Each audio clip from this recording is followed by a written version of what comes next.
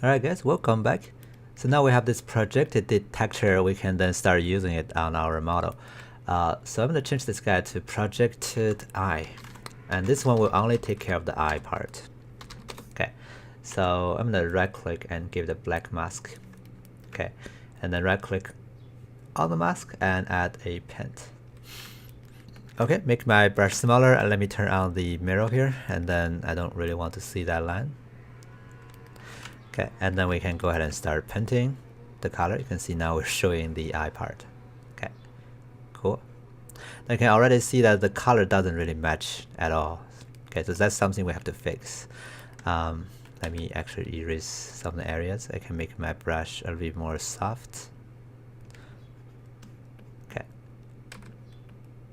So you can hit X button to reverse your color from white to black. Okay.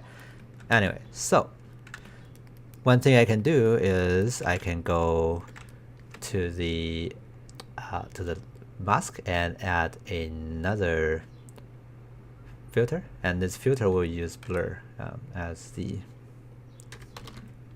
filter, and I'm just gonna blur it a little bit more. You can see it's blended better, but again you can see there is a color difference, so that's something we have to tweak. And I really don't like to see the eyeballs, so let me fix that also. I'm gonna go erase that with a new paint layer, maybe on top. Yeah, use black to get rid of that. Don't really want to see the eyes over there. Okay, it's not really wanted.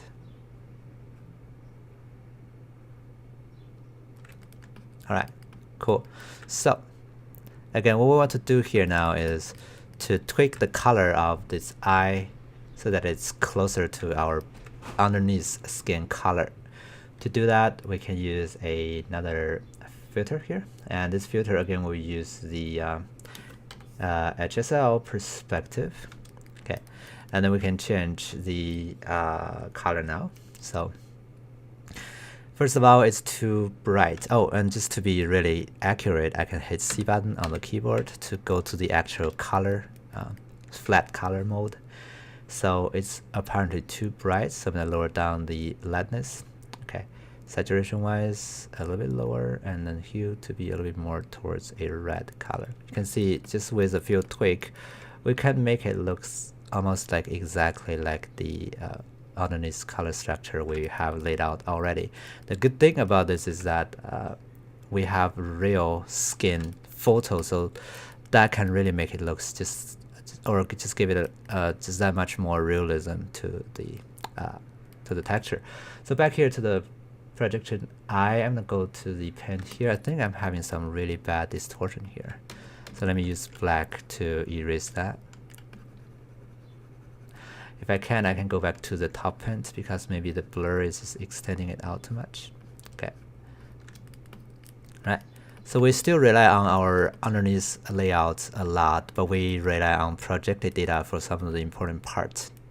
Okay. So it's the blending of between like procedural and projected method. Now when I look at the actual flat color, I feel like maybe I can make the patches smaller in my procedural textures. So that's the R and B. So I'm gonna go to the R and go to the clouds, and I'm gonna change the scale to make it smaller. Okay, and let's see, is that smaller or bigger? It's hard to tell. Let me turn on all these so I can see it.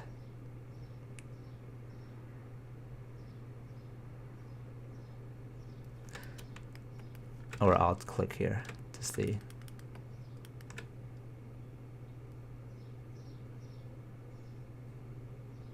Okay, smaller patches.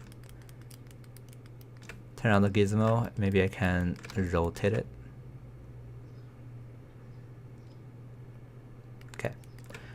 Alright, now turn the R back on. Turn the B back on. The B is fine. The final adjustment.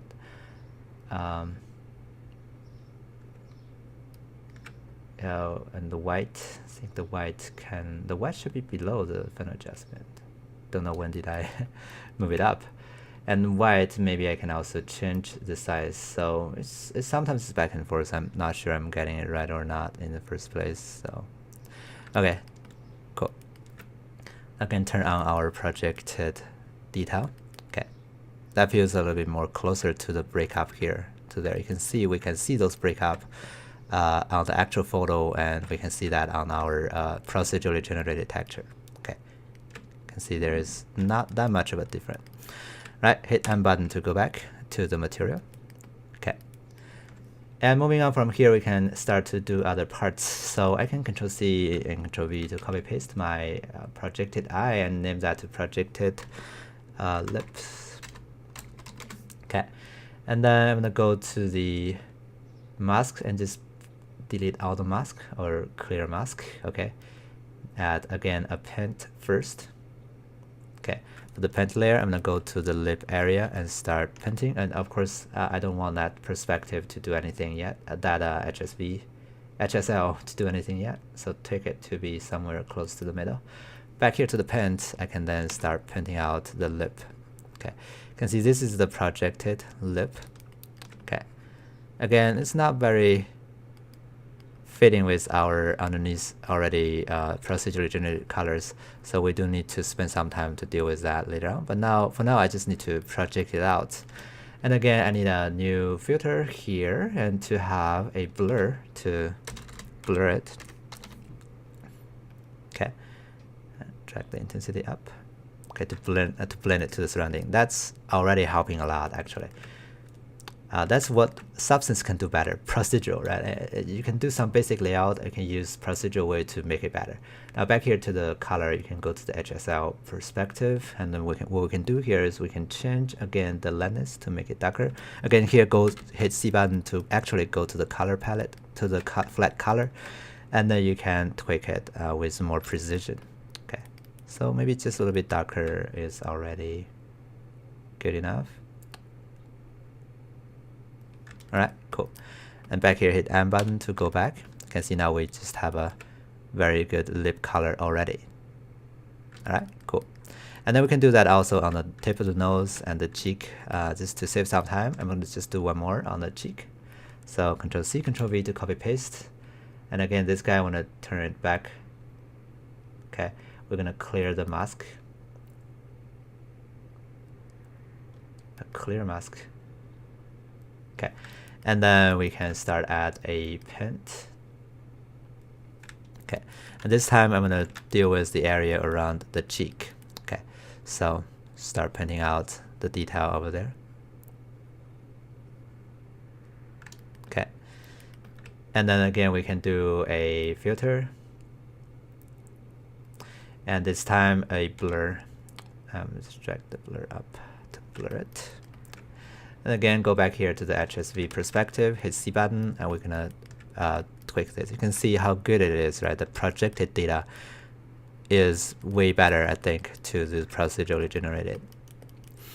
Of course, you could achieve this by really carefully lay out some noise and stuff, but I still think a real photo can just do it much faster, and just gives you the confidence that it's the right color variation. Okay, so a little bit darker here.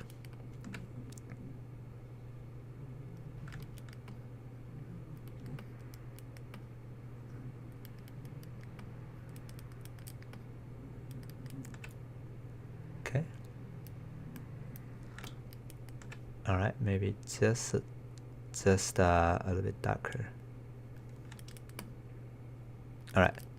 Now you do have some downside. You can see those colors are too bright. To compensate that, I'm going to create a new adjustment layer. Projection adjustment.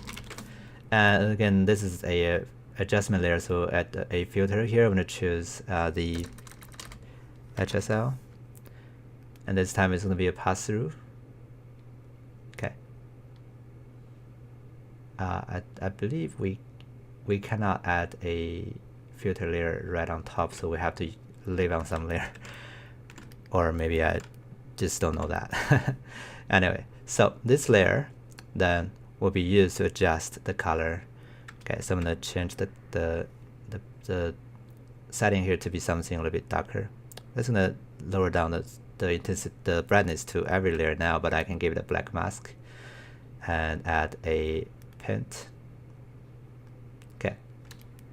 Now what I can do is I can paint this area to tell it, okay, you guys are too bright. And again, what we can do is we can go give it a filter and then blur it. Okay. All right, and then here to the adjustment, we can then tweak the lightness to the proper amount. Okay, so maybe a little bit higher saturation. When you lower it down, it just becomes more grayish. You can crank up the saturation. Okay, so that's something you need to do.